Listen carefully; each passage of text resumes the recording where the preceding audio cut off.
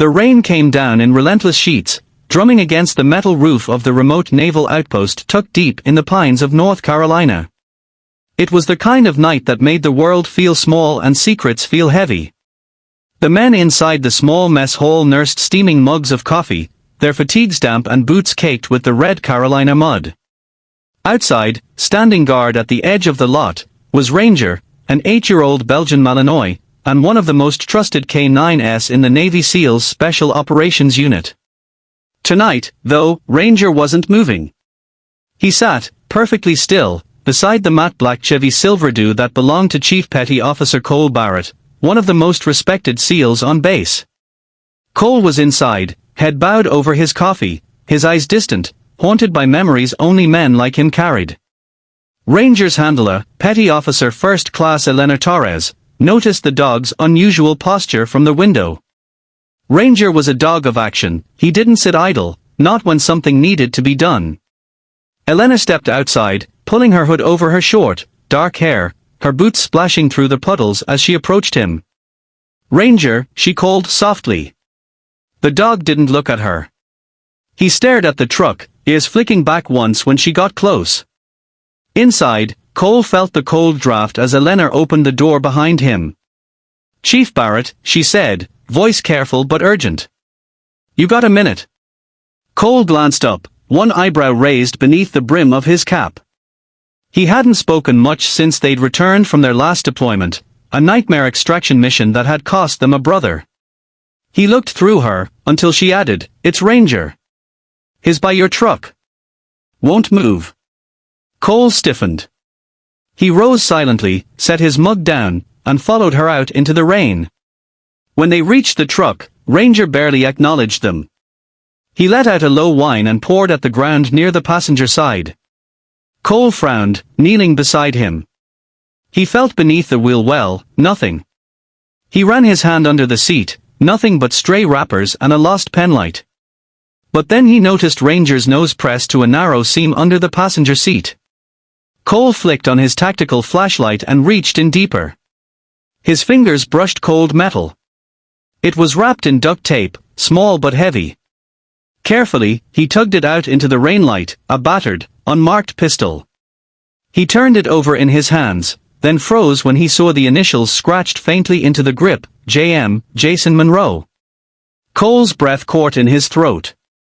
Jason Monroe, his best friend, his brother in arms, had been killed in action 6 months ago in an ambush overseas. Jason's sidearm had gone missing, presumed lost in the explosion that took him. Cole looked at Elena, rain dripping off the brim of his hat. "This shouldn't be here." They took their weapon inside, the mess hall suddenly silent as a tomb when the others saw what Cole carried. Elena fetched Commander Briggs, the unit CO, a man who had seen more war than peace and wore his experience in the lines around his eyes. Briggs looked at the pistol, then at Cole. "Where the hell did you find this?" "Ranger found it," Cole said. "Under my seat." Briggs exhaled, the weight of command pressing down on him. He knew what this meant. If Jason's gun was here, hidden, then someone on base had hidden it. Someone who wanted it gone. Or someone who wanted it found later. Who had access to your truck? Elena asked, voice quiet but steady. Cole's jaw clenched. "Most of the team. My truck's never locked. We trust each other." Briggs' eyes met Cole's. Trust. A word heavy with unspoken betrayal. The next few days blurred into long nights. NCIS was called in, the outpost's tight brotherhood strained under whispered suspicions. Ranger stayed by Cole's side like a shadow, his loyalty unwavering even as trust among the men fractured. Cole hadn't slept in 3 days. The questions ate at him: who would hide Jason's gun? Why? He replayed every mission, every moment. Ranger seemed to sense his turmoil, curling up at his feet in the barracks, pressing his head into Cole's knee when the nightmares hit. One night, while rain hammered the roof again, Cole sat alone in the motor pool. Ranger lay by his boots.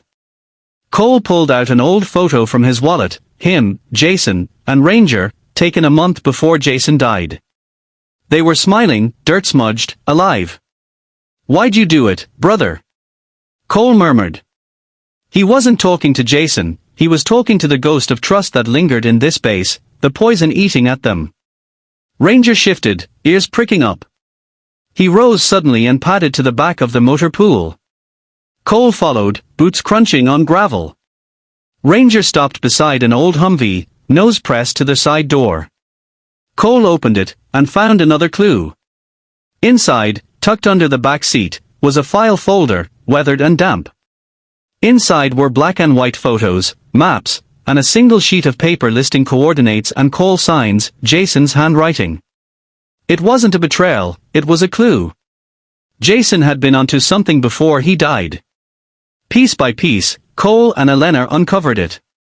Jason had found a weapons smuggling operation running under their noses, rogue contractors selling arms to groups overseas. Jason had planned to expose them. His sidearm had been hidden to make sure no one found the evidence he left behind. But Jason knew one thing, he trusted Cole, and he trusted Ranger. He knew Ranger's nose would find what others would hide. The investigation ripped through the unit like wildfire. 2 contractors were arrested, men who had laughed and drank with them in the mess hall, who had slapped them on the back before they boarded helicopters into hell. Cole stood in front of Jason's grave a month later, Ranger sitting solemnly beside him. He laid the battered pistol down, resting it against the white stone. "You didn't betray us," he whispered. "You saved us." Ranger let out a low whine, leaning into Cole's leg. Cole looked down at him and smiled for the first time in months. Back on base, the mess hall felt warmer. The men laughed again. Trust took time to rebuild, but the rot was gone. Ranger slept peacefully now, curled on his blanket at Cole's feet, no longer standing guard against ghosts.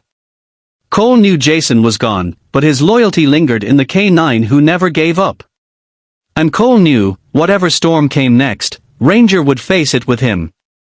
So, if you felt the loyalty, courage, and sacrifice in this story, drop a comment below. Tell us what you would have done if you were in Cole's boots. Would you trust your instincts, your brothers, your K9 partner? And if you believe in stories where justice barks louder than betrayal, hit that like button, share this video, and make sure you subscribe to Justice on Paws for more true and inspiring tales of our four-legged heroes. Until next time, stay loyal, stay strong, and never stop fighting for what's right.